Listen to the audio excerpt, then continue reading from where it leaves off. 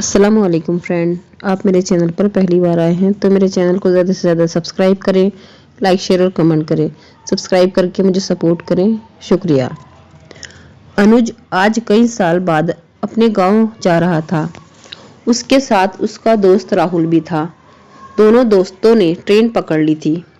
शाम तक उन्हें गांव पहुंचना था। ट्रेन में खाना खाकर दोनों बातें करते करते बाहर के नज़ारे देख रहे थे।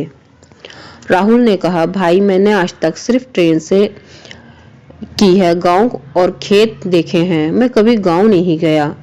इसलिए जब तूने अपने साथ चलने के लिए कहा तो मैं बहुत खुश हो गया। यह सुनकर अनुज हंसने लगा। वह बोला, ज्यादा खुश मत हो, गांव में तो एक ही दिन में परेशान हो जाएगा।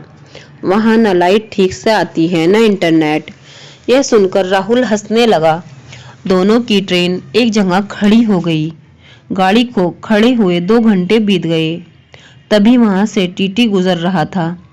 पूछने पर उसने बताया कि आगे पटरी खराब है, काम चल रहा है, ट्रेन कम से कम 6 घंटे लेट हो जाएगी। ट्रेन में बैठे बैठे ही रात हो गई।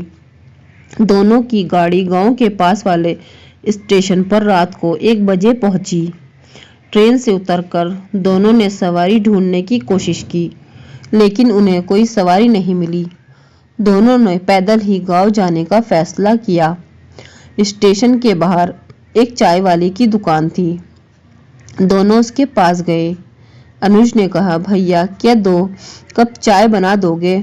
चाय वाला बोला, हाँ हाँ आप बैठो, मैं अभी बना देता हूँ। दोनों ने चाय पीकर पैसे दिए और चलने लगे। तब चाय वाले ने कहा, भैया इस गांव मत जाओ, मेरे बात मानो तो यहीं रुक जाओ। रात में वहां एक नर पिशाच का आतंक रहता है, वो किसी को भी अपना शिकार बना लेता है। ये सुनकर अनुज थोड़ा डर जाता है, लेकिन राहुल कहता है, अरे यार मैं शहर में रात को 3 बजे तक घूमता रहता हूँ, कभी कुछ नहीं हुआ। ये तुम लोगों ने डराने के लिए कहानियां बना दी है। राहुल नहीं माना और दोनों चाय वाले की बात को अनसुना करके गांव की ओर चल देते हैं। सड़क से रास्ता लंबा था, इसलिए अनुज राहुल को एक छोटी पगडंडी से लेकर चल देता है। रास्ता सकरा था, इसलिए अनुज आगे और राहुल उसके पीछे चल रहा था। अनुज बीच बीच में मुड़कर राहुल को देखता और उससे बातें करते करते आगे बढ़ रहा था। राहुल भी उसकी हाँ में हाँ मिला देता था। कुछ देर बाद अनुज को लगा कि राहुल कुछ जवाब नहीं दे रहा। उसने पीछे मुड़कर देखा तो राहुल वहां नहीं था। अनुज बड़बड़ाने लगा, हे भगवान, ये कहाँ गया? कहीं इधर उधर तो नहीं चला गया, जरूर पेशाब करने रुक गया होगा। वह धीरे धीरे राहुल को आवाज देने लगा, लेकिन उसे कोई उत्तर नहीं मिला। अब वह तेजी से गांव की ओर चल दिया, जिससे कि किसी को मदद के लिए बुला सके। अभी अनुज कुछ ही दूर चला था कि राहुल ने पीछे से आवाज दी, मुझे छोड़कर चल दिया अनुज, अभी तो मुझे तेरे गांव देखना है। अनुज ने पीछे मुड़कर देखा तो अंधेरे में एक साया दिखाई दिया। वह बोला, अरे राहुल कहाँ चला गया था यार, मैं बहुत डर गया था। राहुल ने कहा, कहीं नहीं, मैं बस यहीं था, चल गांव चलते हैं। अनुज ने महसूस किया कि राहुल की आवाज कुछ बदल गई है। उसने मुड़कर देखा तो राहुल की आंखें लाल थी। अनुज ने कहा, ये तुझे क्या हुआ, तेरी आंखें लाल क्यों हो गई है? राहुल हंसते हुए बोला, कुछ नहीं, बस थक गया हूँ, तू चल जल्दी से। दोनों गांव पहुंचने वाले होते हैं। जैसे ही गांव शुरू होता है, वहां एक कच्चा सा लकड़ी का बड़ा दरवाजा था। अनुज उस दरवाजे के पास पहुंचता है। अनुज कहता है, राहुल देख, गांव आ गया। राहुल तेजी से चीखने लगता है, तेरी इतनी हिम्मत, तू मुझे फंसाने के लिए लाया है, अब देख मैं तेरा क्या हाल करता हूँ। अनुज दरवाजे की दूसरी तरफ खड़ा था। अनुज बोला, राहुल ये तू क्या कह रहा है, रुक मैं आता हूँ तेरे पास। वह आगे बढ़ने लगा, तभी किसी ने उसका हाथ पकड़कर पीछे खींच लिया। सामने गांव के मुखिया गंगा प्रसाद जी खड़े थे। वो बोले, बच गया तू, वरना तू भी मारा जाता, कौन है तू? अनुज बोला, मुखिया जी मैं अनुज हूँ, रामपाल जी का बेटा, शहर से अपने दोस्त के साथ आया हूँ, लेकिन पता नहीं मेरे दोस्त को क्या हो गया। मुखिया जी ने कहना शुरू किया, मर गया तेरा दोस्त जो सामने है वो एक नर पिशाच है। बस ये समझ तेरे दोस्त ने तेरी जान बचा ली, वरना उसके साथ तू भी मर गया होता। इस दरवाजे को हमने मंत्रों से बांध रखा है, इसलिए यह नर पिशाच इसके अंदर नहीं आ सकता। अनुज बोला, लेकिन मुखिया जी वह तो सामने खड़ा है। मुखिया जी ने कहा, सामने नर पिशाच खड़ा है, वह इस दरवाजे से अंदर नहीं आ सकता। तेरे दोस्त को इसने अपना शिकार बना लिया। शुक्र मना, जब इसका असर कम था तब वह तुझे यहाँ तक छोड़ गया। तेरे दोस्ती के कारण उसने नर पिशाच को रोक रखा। अनुज ने देखा सामने राहुल रो रहा था। वह बोला, जा भाई, मुझे माफ कर दे। जो मैं तुझे रात को यहाँ लाया, हम वहीं रुक जाते तो मैं भी बच जाता। तभी उसकी आवाज में नर पिशाच बोला, आज तो इसने तुझे बचा लिया, लेकिन कभी ना कभी तुझे मैं मार के तेरा खून पीऊंगा, जैसे मैंने इसका पी लिया है। तभी राहुल नीचे गिर जाता है। मुखिया जी कहते हैं, चल यहाँ से, सुबह दिन निकलने पर इसकी लाश ले जाएंगे। दोनों गांव में आगे चल देते हैं। अनुज अभी भी रो रहा था। मुखिया जी उसके घर पहुंच जाते हैं। दरवाजा खटखटाते हैं। रामपाल जी बाहर आते हैं। मुखिया जी और अनुज को देखकर चौंक जाते हैं। मुखिया जी कहते हैं, भाई रामपाल, तुम अपने बेटे को नहीं बताया कि रात को इस गांव में आना मना है। इसके दोस्त को नर पिशाच ने मार दिया। ये बच गया अपने दोस्त के कारण। रामपाल जी ने मुखिया जी को धन्यवाद दिया। फिर उन्होंने अनुज को गले लगा लिया, लेकिन अनुज गहरी खामोशी में था। उसे गहरा सदमा लगा था। अब वह केवल रो रहा था। मुखिया जी वापस लौट गए।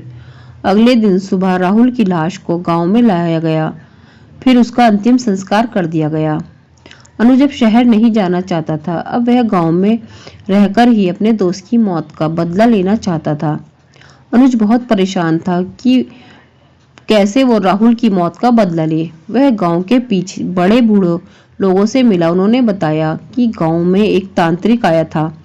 लोगों ने उसे बहुत मान सम्मान लिया।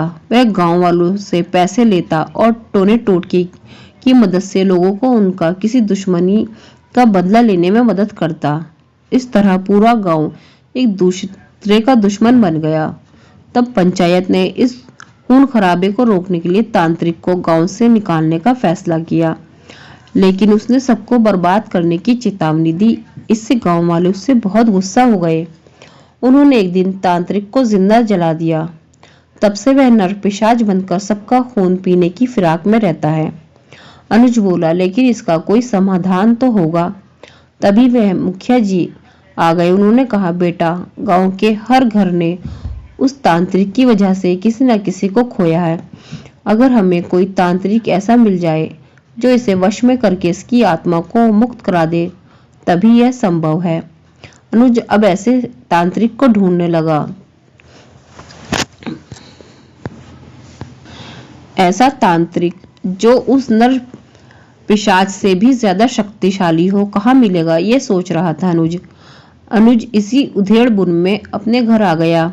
वहां उसके माता पिता रामपाल जी ने कहा, अनुज, मैं चाहता हूँ तू कल शहर वापस चला जा। मैंने सुना है कि तू अपने दोस्त की मौत का बदला उस नर पिशाच से लेना चाहता है।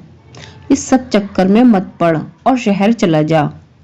पिताजी, आप बात को समझिए। ये सब मैं अपने दोस्त के लिए नहीं कर रहा हूँ, बल्कि इस गांव को नर पिशाच के चंगुल से मुक्त कराने के लिए कर रहा हूँ। अनुज ने अपने पिता को समझाते हुए कहा। रामपाल जी ने गुस्से से उसे डांटा। मैं तुझे जो कुछ कह रहा हूँ बस वही कर। कल अगर तुझे कुछ हो गया तो हम क्या करेंगे? आज तक उस तांत्रिक से कोई नहीं जीत पाया, न जीतते जी न उसके मरने के बाद। अनुज बहुत डर गया था। वह अपने माता पिता के गुस्से को जानता था। अनुज बोला, पिताजी, मैं शहर चला जाऊंगा, लेकिन किसी को तो आगे बढ़ना पड़ेगा। अपने गांव वालों से कहिए मेरा साथ दे। अगर सब मिलकर इस समस्या से निकलने की कोशिश करेंगे तो हम बच पाएंगे, नहीं तो एक ना एक दिन पूरा गांव उसका शिकार बन जाएगा। रामपाल जी बोले, ठीक है, कोशिश करते हैं। मैं गांव वालों से बात करूंगा, लेकिन तू कुछ भी अकेले मत करना। अनुज मान गया। अगले दिन गांव में पंचायत रखी गई। उसमें फैसला हुआ कि गांव के 4 आदमी दूसरे गांव जाकर तांत्रिक ढूंढेंगे। उसके साथ अनुज भी जाएगा। अगला दिन अनुज अपने साथ गांव के 4 लोगों को लेकर सुबह ही निकल गया। वह सब दूसरे गांव गए। कई तांत्रिकों से मिले, लेकिन अभी से मना कर दिया क्योंकि वो सब उस तांत्रिक और उसकी शक्तियों के बारे में जानते थे। इस सब में शाम होने लगी थी, तभी एक गांव वाले ने कहा, हमें वापस गांव चलना चाहिए। अगर अंधेरा हो गया तो वह नरपिशाच हमें नहीं छोड़ेगा। उसे सब पता होगा कि हम क्या कर रहे हैं। सबने उसकी बात का समर्थन किया और गांव की ओर चल दिए। गांव तक पहुंचने से पहले ही अंधेरा होने लगा। यह देख सब डर गए। अनुज ने चारों को रोका और कहा, भाइयों, अंधेरे में जाना ठीक नहीं। मैं पहले ही अपना दोस्त खो चुका हूँ। हम यहाँ किसी धर्मशाला में रुक जाते हैं। चारों गांव वाले भी डरे हुए थे। वे मान गए। सभी वापस मुड़ गए, लेकिन तभी उन्हें किसी के रोने की आवाज सुनाई दी। अनुज पीछे मुड़ जाना चाहता था, तभी एक गांव वाले ने उससे कहा, ऐसी गलती मत करना, यह उसी नर पिशाच की चाल है। पीछे मुड़कर देखा तो वह तुम्हें अपनी ओर बुला लेगा। अनुज सावधान हो गया और वापस चलने लगा। तभी उसके कानों में आवाज पड़ी, रुक जा दोस्त, इतने साल की दोस्ती, अब दोस्त को अकेला छोड़कर जा रहा है। यह नरपिशाच मुझे रोज मारता है, मुझे बचा ले। अनुज पीछे मुड़ा और देखा कि एक खेत की पगडंडी पर उसका दोस्त राहुल खड़ा रो रहा था। उसके कपड़े फटे हुए थे। उसके कपड़ों पर कई जगह खून लगा था। उसके हाथों से भी खून बह रहा था। अनुज रोता हुआ अपने दोस्त की तरफ तेजी से भागा, लेकिन गांव के 4 लोगों ने उसे तेजी से पकड़ लिया। अनुज चिल्लाने लगा, छोड़ो मुझे, मेरा दोस्त बुला रहा है, मुझे उसे छुड़ाना है। तभी एक गांव वाले ने उसे थप्पड़ मारा, बेवकूफ, तू तो मरेगा ही, हमें भी मरवाएगा। वो तेरा दोस्त नहीं है, नर पिशाच ने उसे अपना चेला बना लिया है। वह अब तेरा दोस्त नहीं है, नर पिशाच मार डालेगा हम सबको। अनुज की हालत खराब हो गई थी। वहीं जमीन पर बैठ गया वह। एक ने उसे पानी पिलाया। उसकी आंखों से अब भी आंसू बह रहे थे। 2 आदमियों ने उसे उठाया और अपने साथ लेकर आगे बढ़ गए। 5 अब एक धर्मशाला में रुक गए और सुबह होने का इंतजार कर रहे थे। सबने फैसला किया कि उनमें से बारी बारी एक जागता रहेगा, कहीं अनुज उठकर न चला जाए। अनुज की रखवाली करना जरूरी था। अनुज गहरी नींद में सो रहा था, तभी उसने सपने में देखा कि नरपिशाच राहुल को मार रहा है। उसने नाखून उसके शरीर में गड़ाकर उसका खून पी रहा है। राहुल अनुज पुकार रहा था। अचानक अनुज की आंख खुली। वह दरवाजे की ओर भागा। एक आदमी ने सबको शोर मचाकर जगा दिया। फिर चारों ने अनुज को पकड़ लिया। तभी ऊपर सीढ़ियों से गेरुए कपड़े पहने एक साधु बाबा नीचे आए। उन्होंने अनुज के ऊपर गंगा जल के छींटे मारे। अनुज शांत हो गया। वह अब बेहोश सा होने लगा था। 2 आदमी उसे पकड़कर कमरे के अंदर ले गए। साधु बाबा के पूछने पर बाकी दोनों आदमियों ने सारी बात बता दी। उन्होंने कहा, इसे कल साथ में लेकर मेरे आश्रम में आना। सुबह जब अनुज की आंख खुली तो चारों आदमी उसे लेकर साधु बाबा के आश्रम में पहुंच गए।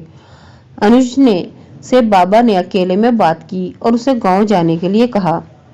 बाबा से मिलकर अनुज, चारों आदमी गांव पहुंच गए। वहां जाकर अनुज ने मुखिया से कहा, मुखिया जी, साधु बाबा गांव में आएंगे और यहाँ हवन पूजन करके उस तांत्रिक को मुक्ति दिलाएंगे। साथ उन्होंने कहा, आज तक जितने भी लोग उसका शिकार हुए वो उन्हें भी मुक्ति दिलाएंगे। मुखिया जी बहुत खुश हुए। वो बोले, अगर ऐसा हो जाए तो हमारे गांव का कल्याण हो जाएगा। बेटा, तुमने बहुत अच्छा काम किया, अपनी जान पर खेलकर इस गांव को बचाने की कोशिश की है। 2 दिन बाद साधु बाबा गांव पहुंचे। उसके साथ उसके कुछ शिष्य भी थे। उन्होंने गांव में हवन करना शुरू किया। उन्होंने उस दरवाजे को खोलने के लिए कहा। दरवाजा खोल दिया गया। तभी दरवाजे से बहुत भयानक आवाजें आने लगी। रात का समय था। बहुत तेजी से एक साया उस दरवाजे पर आ गया। उसके मुंह से भयानक आवाजें निकल रही थी। साधु बाबा ने उसे मंत्रों से बांधकर हवन कुंड के पास बुलाया। साधु बाबा की शक्ति के सामने उस नर पिशाच की शक्ति कम पड़ गई थी। बुराई पर अच्छाई की जीत हो रही थी। कुछ ही देर में उसकी आत्मा को मुक्ति मिल गई। गांव में खुशी की लहर दौड़ गई। साधु बाबा ने खेतों में जाकर गंगा जल छिड़का, साथ ही गांव वाले भी अपने अपने खेत में पहुंचे। इसके बाद साधु बाबा ने गांव की सीमा पर जाकर एक बड़ी सी कील मंत्र सिद्ध करके मुखिया जी को दी और कहा, इसे यहाँ गाड़ दो। आज के बाद कोई भी बुरी शक्ति गांव में प्रवेश नहीं कर सकेगी। इस तरह गांव वालों को उस नर पिशाच से मुक्ति मिली। फ्रेंड्स, आपको ये कहानी पसंद आई है तो मेरे चैनल को सब्सक्राइब करें, लाइक शेयर और कमेंट करें।